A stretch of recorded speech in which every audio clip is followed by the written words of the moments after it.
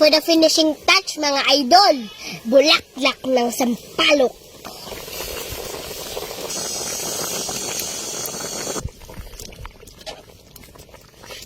Tignan nyo kung gaano ka-solid to, mga idol. Alright, sana all. For today's video, magluluto tayong tilapia. Tignan nyo, mga idol, fresh na fresh, pero ikaw hindi. Isisigang natin to, mga idol. Awan mo nun, lamot mo nun. Kaliskisan na natin, mga idol. Tatang, imbaligtad doon. Ayos ba? Tanggalin natin ang hasang at laman loob, mga idol.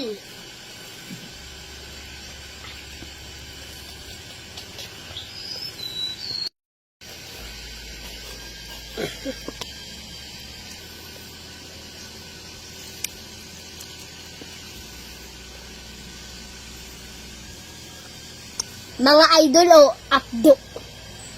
Singpait ng love life mo.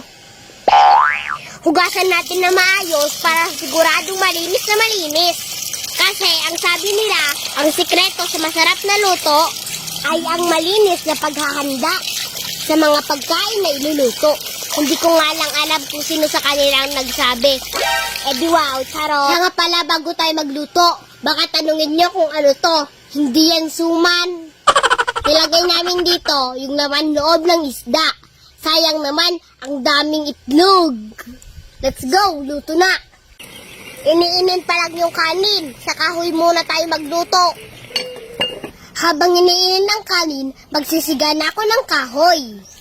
Hindi naman problema ang kahoy dito sa farm. Kasi marami naman po kaming kahoy dito eh.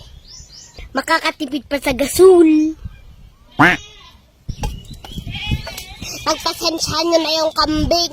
Hindi niya kasi mahanap yung true love niya. Nagalasan, sumayot ka kaldeng, partyan ka. Huwag nyo nang pansinin, mga idol. Samahan nyo na lang ako magsiga ng kahoy. Let's go!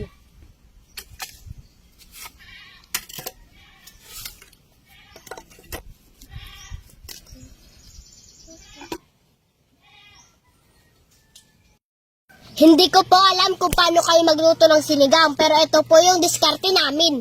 Alright! Luya, sibuyas at kamatis, ilagay na natin. Grabe, ang bigat ng sangkalan. Halata nyo ba? Seasoning at paminta. Patis.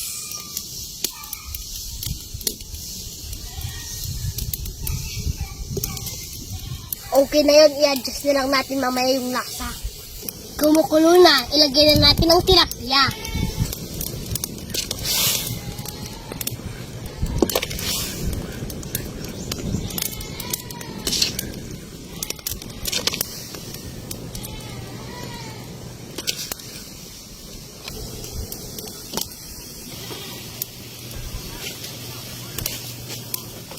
Takpan na muna natin, mga idol.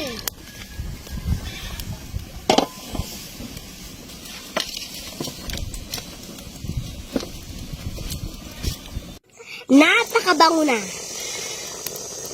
For the finishing touch, mga idol, bulaklak ng sampalok.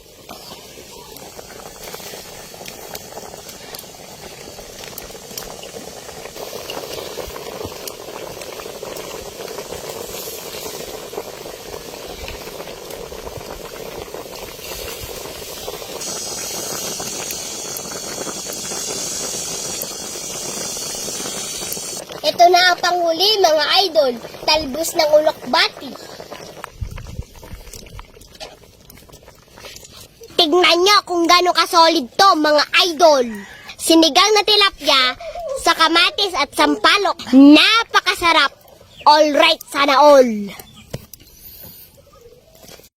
Maraming salamat po sa panonood, mga idol. Kakain na kami. Kumain na rin po kayo. Thank you po. God bless.